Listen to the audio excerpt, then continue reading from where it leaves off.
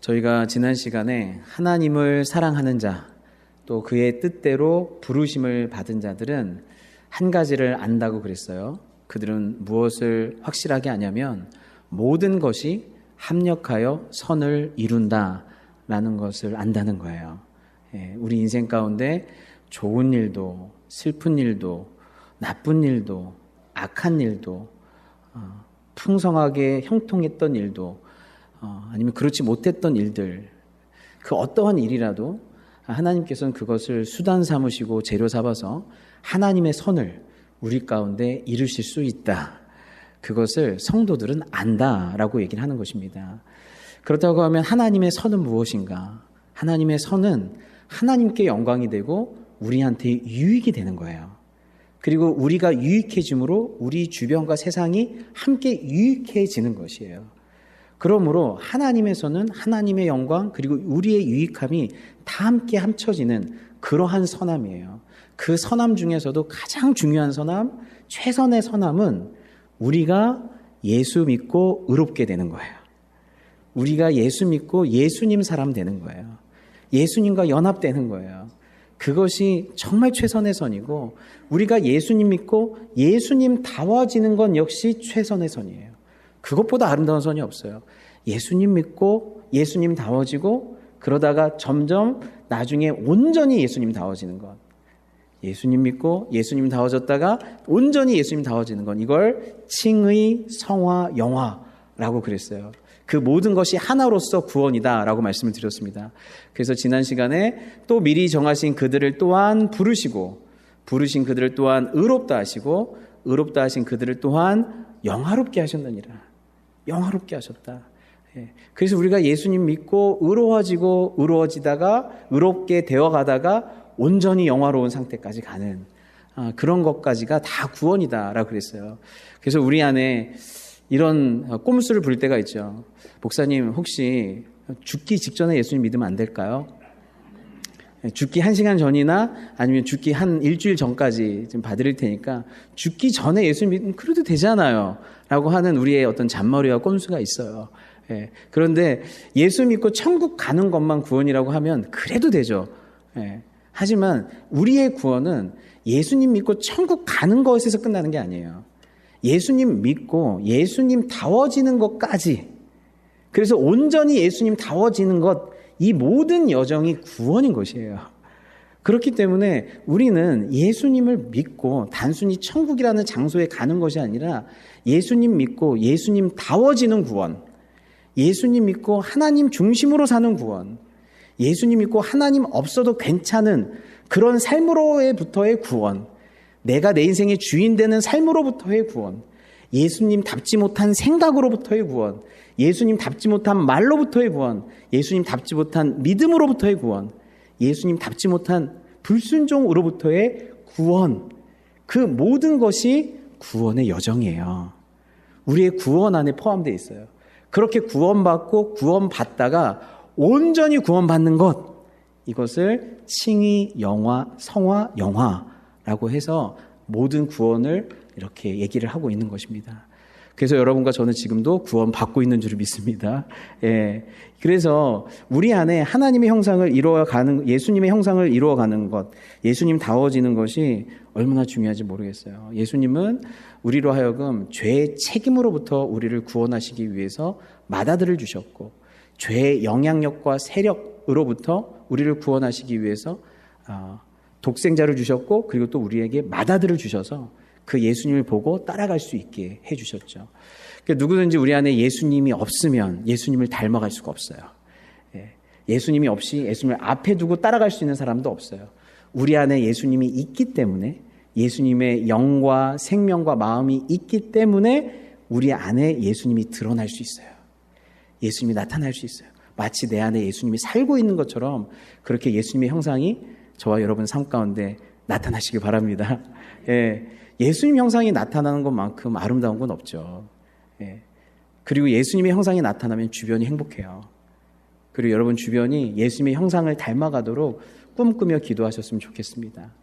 특별히 예수님의 많은 형상 중에 가장 중요한 형상이 하나 있는데 그것은 무엇이냐면 바로 사랑이에요. 사랑의 형상이 드러나셔야 돼요.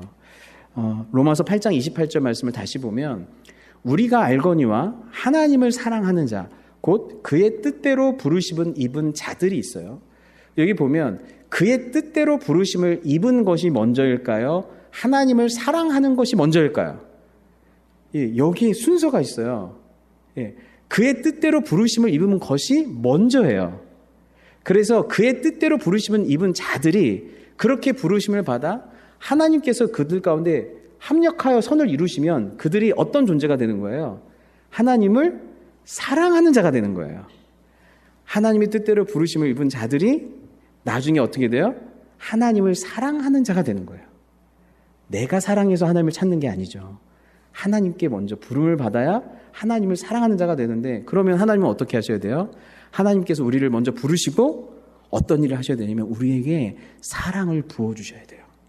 하나님의 사랑을 나타내 주셔야 돼요. 하나님의 사랑을 깨닫게 해주셔야 돼요. 그렇게 하나님께서 우리에게 사랑을 나타내셔야 우리가 어떻게 되는 거예요? 하나님을 사랑하는 자가 되는 거예요. 하나님을 사랑하는 자. 그래서 우리 안에 하나님의 사랑을 경험하고, 그 하나님의 사랑이라고 하는 것은 항상 동사거든요. 이 사랑이 명사로 쓰였지만 사랑은 항상 동적인 생명력이에요. 사랑은 항상 하게 되어 있는 거예요. 사랑은 항상 동사죠. 하나님께서 우리를 사랑해 주심으로 말미암아서 그 사랑을 알고 그 사랑으로 말미암아 내가 또한 사랑이 되어 누군가를 사랑하는 존재가 되어가는 것. 이것들이 저희가 얘기하고 있는 그러한 사랑들인 것이죠. 예, 그렇기 때문에 주님께서 우리에게 먼저 사랑을 부어주시는데, 사랑은 여기 있으니 우리가 하나님을 사랑한 것이 아니요 하나님이 우리를 사랑하사, 하나님이 먼저 우리를 사랑하신 거예요. 우리 죄를 속하기 위하여 화목제물로 그 아들을 보내셨습니다. 우리가 사랑함은 그가 먼저 우리를 사랑하셨습니다.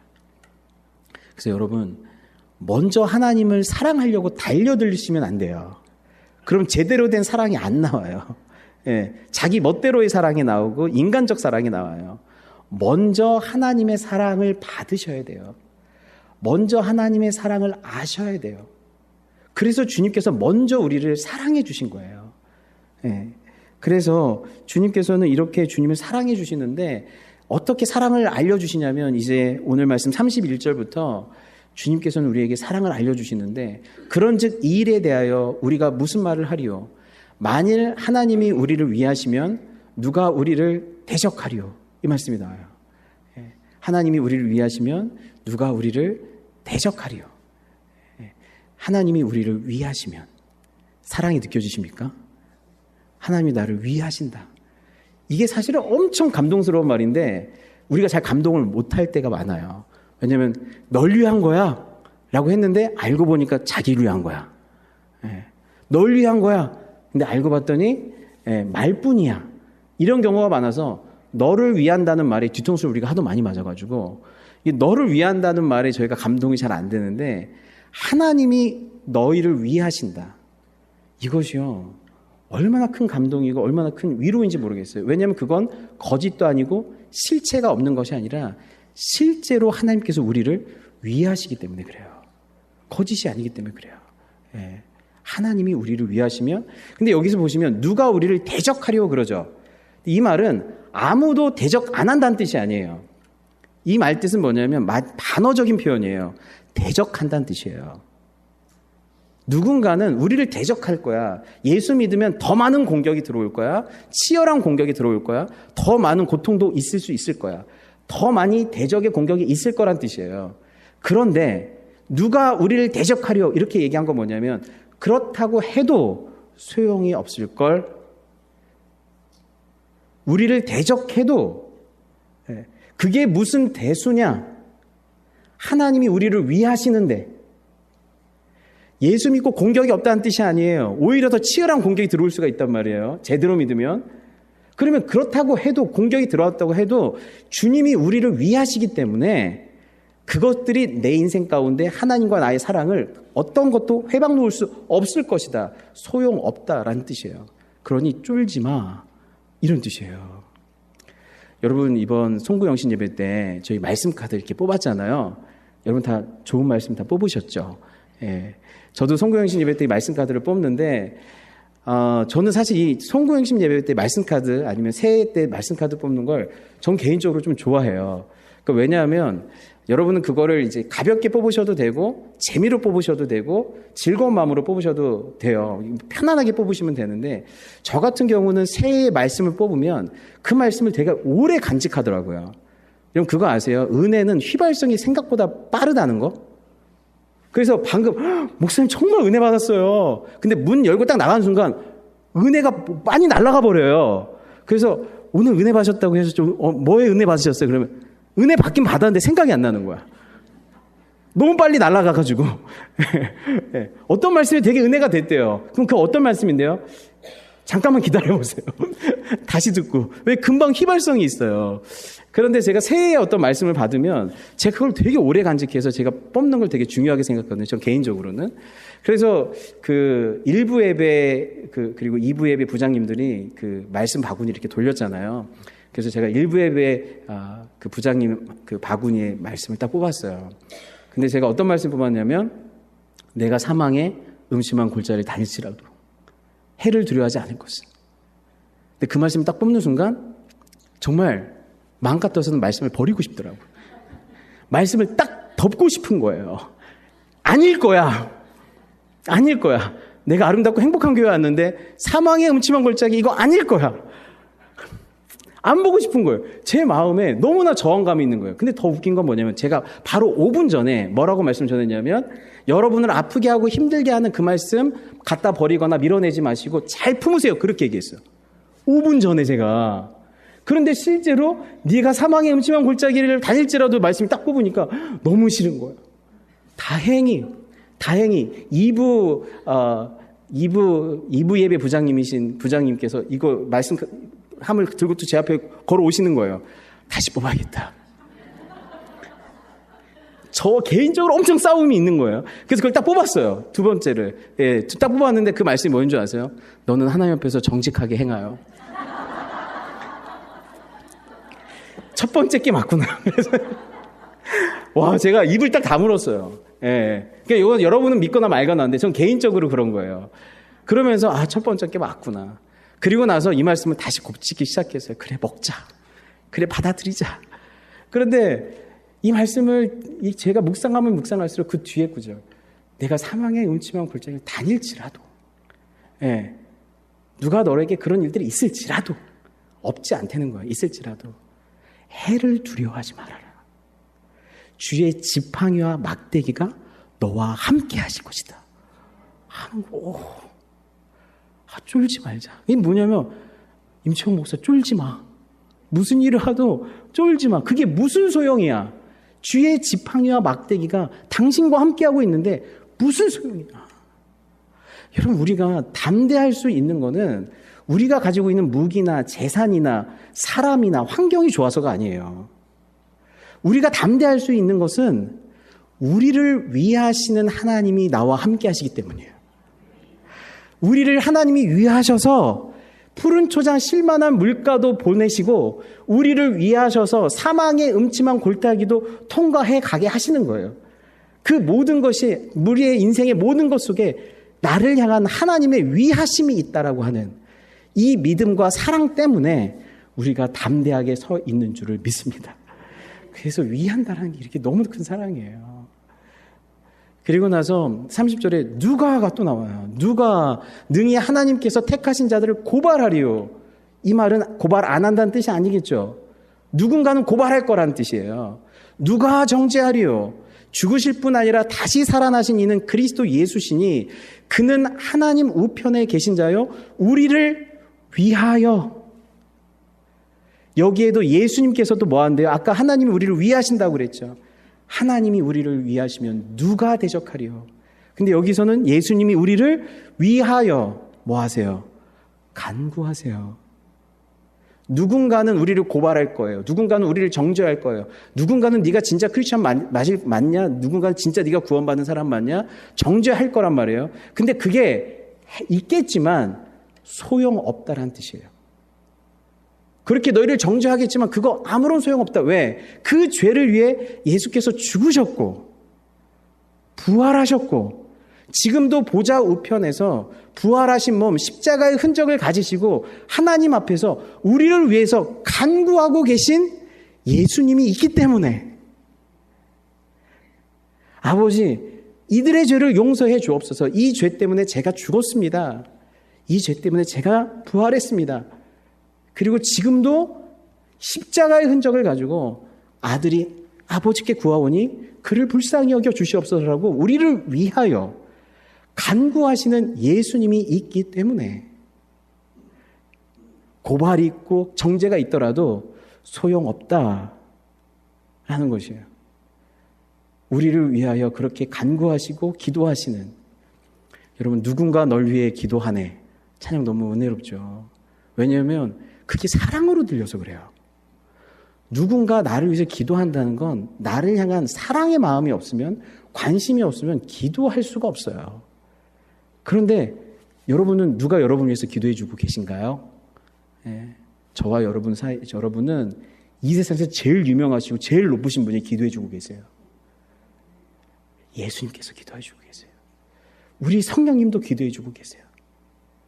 우리에게 관심을 가지시고 우리에게 눈빛을 보내시고 우리의 안에 예수님의 형상을 위해서 기도하고 계신, 여러분, 그게 사랑인 줄 믿습니다. 그래서 여러분 서로에게 빈말이라도 기도해 주겠다는 말 많이 하세요. 예. 그리고 그 나중에 빈말이 되지 않게 해주세요. 그때 바로 기도해 주시고 생각나면 기도해 주시고 하나님께서 기도하는 마음 주시면 또 기도해 주시고, 그냥 기도가 사랑이기 때문에 그래요. 또 주님께서 우리에게 사랑을 표현하시는 것이죠. 그러면서 또 누가가 나와요. 누가 우리를 그리스도의 사랑에서 끊겠느냐? 이 얘기는 뭐예요? 누군가 우리를 그리스도의 사랑에서 끊으려고 수없이 노력한다는 뜻이죠. 반어적 표현이라고 그랬잖아요. 하지만 그럴 수 없다라는 뜻이에요. 환난이나 공고나 박해나 기근이나 적신이나 위험이나 칼이랴.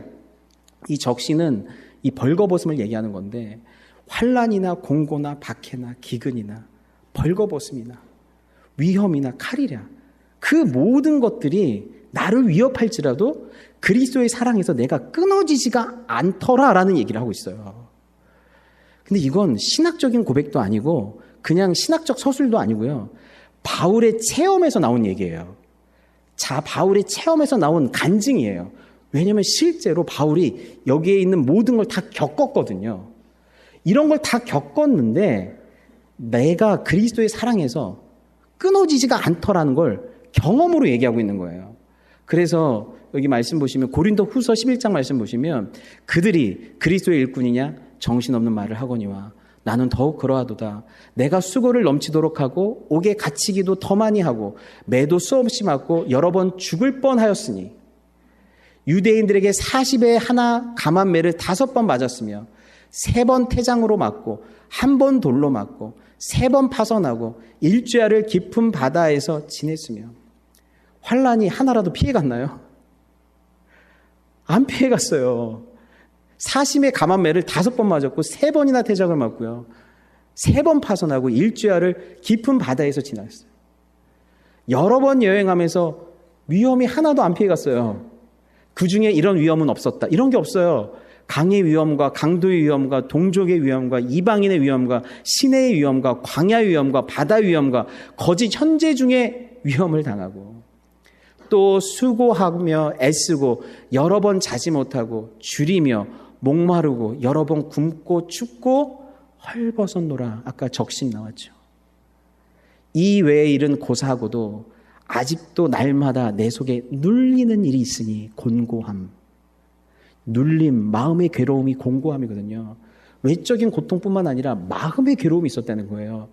곧 모든 교회를 위하여 염려하는 것이라. 누가 약하면 내가 약하지 아니하며 누가 실족하게 되면 내가 애타지 아니하도냐.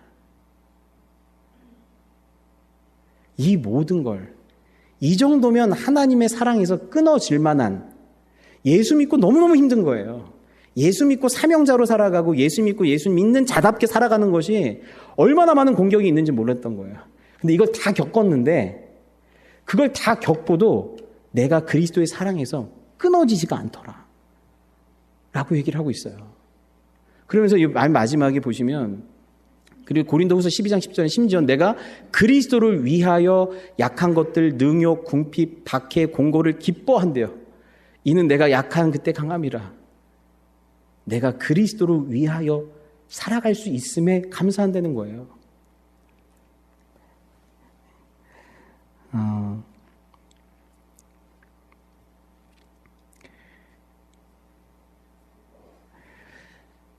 다시 로마서 8장 35절에 보면 누가 우리를 그리스도의 사랑에서 끊으리요. 환난, 공고, 박해, 기근, 적신, 위험까지는 우리가 다 그 경험에서 봤어요. 근데 한 가지 바울이 경험하지 않은 게 있어요. 그건 뭐예요? 칼이에요. 칼은 경험하지 않았어요. 그런데 맨 마지막에 칼이랴라고 얘기가 돼 있어요. 왜 맨 마지막에 칼이 있을까요?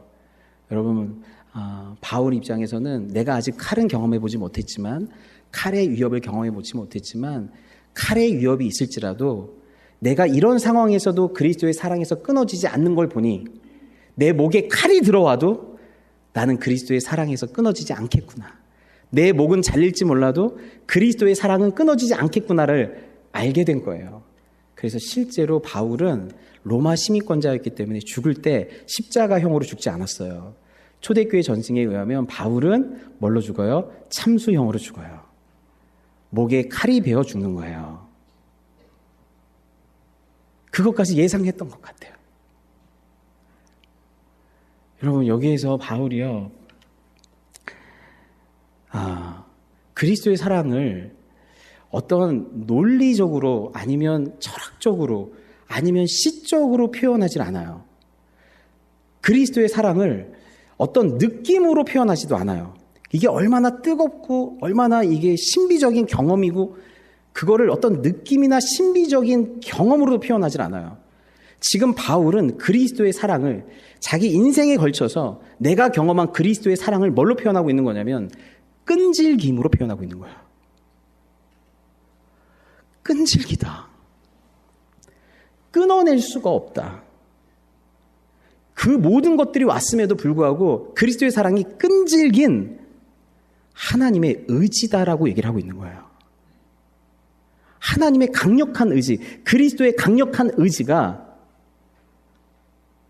나를 붙들고 있다라고 얘기를 하고 있는 것이에요. 주님의 사랑을 끈질긴 의지로 표현하고 있어요.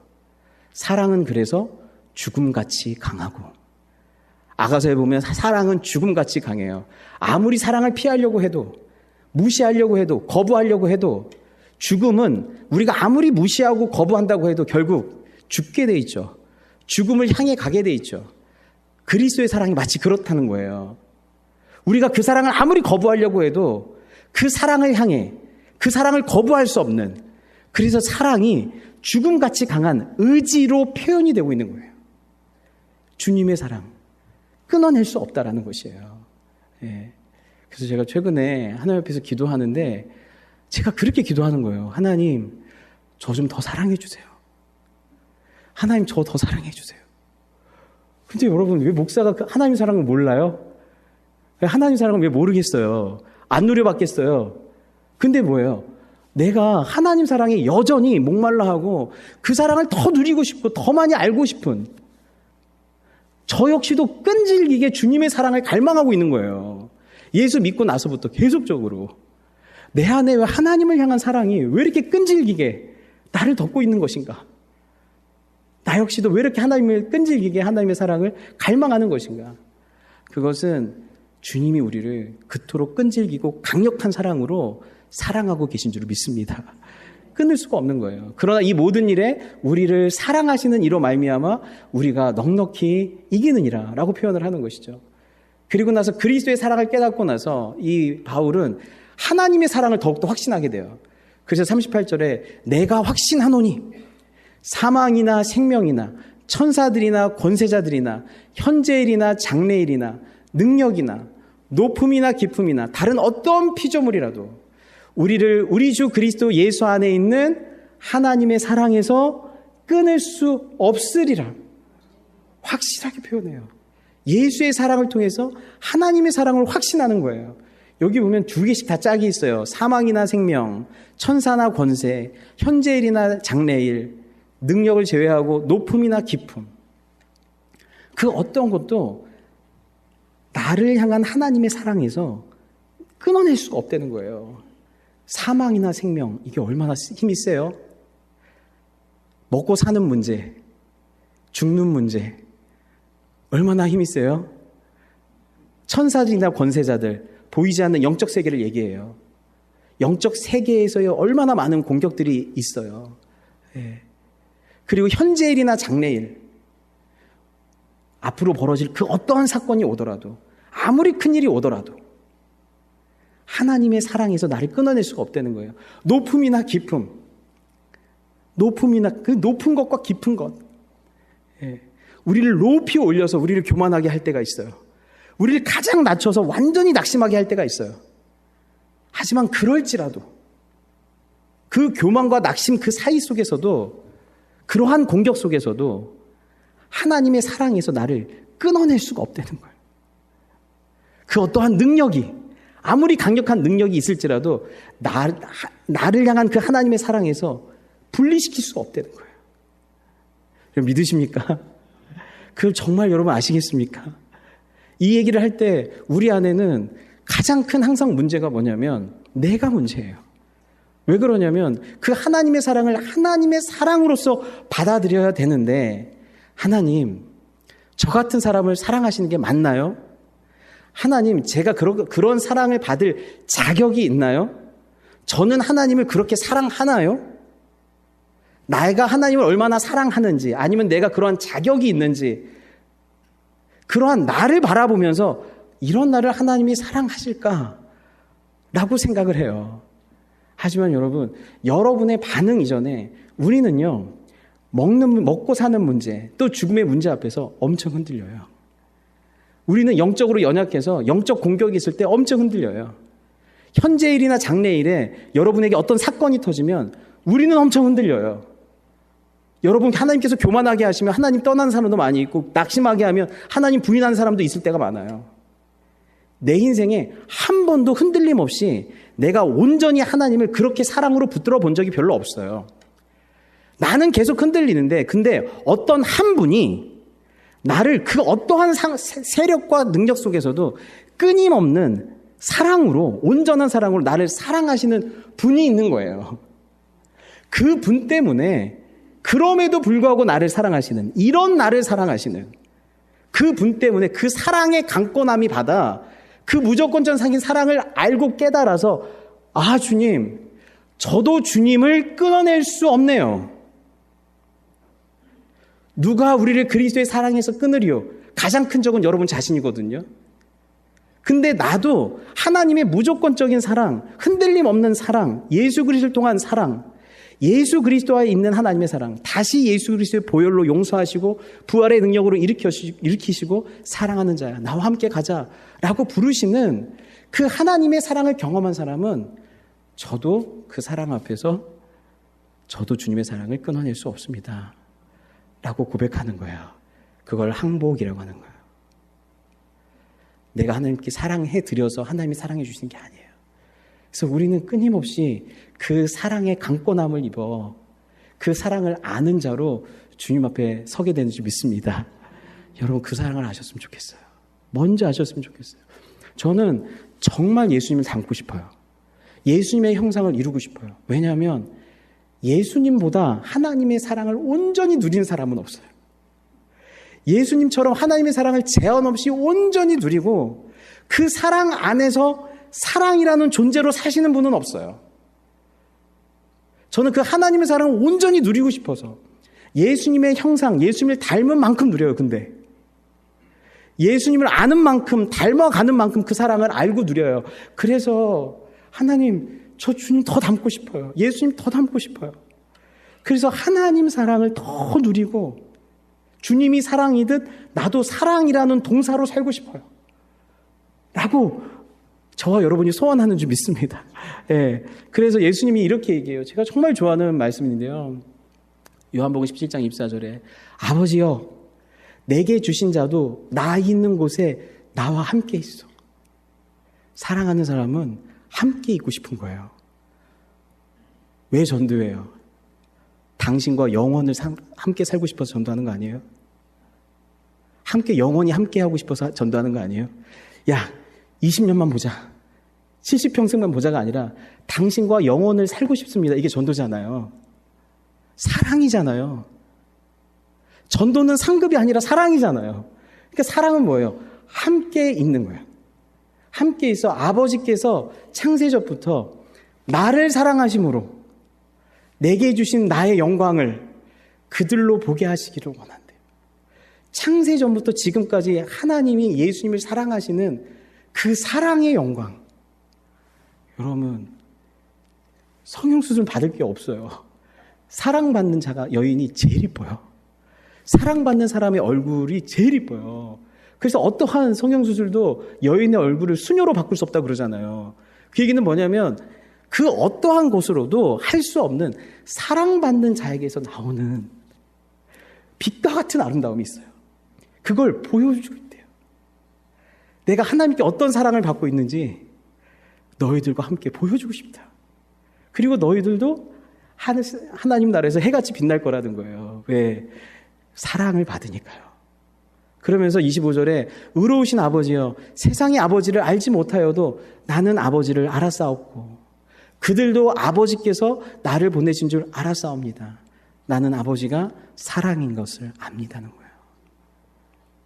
내가 아버지의 이름을 그들에게 알게 하였고 또 알게 하리니 예수님이 여러분에게 내가 아버지의 이름, 우리 하나님이 사랑이신 것을 나를 통해 그들에게 알게 하고 또 알게 하리니. 그래서 여러분, 예수님만이 우리를 예수님처럼 바꿀 수 있어요.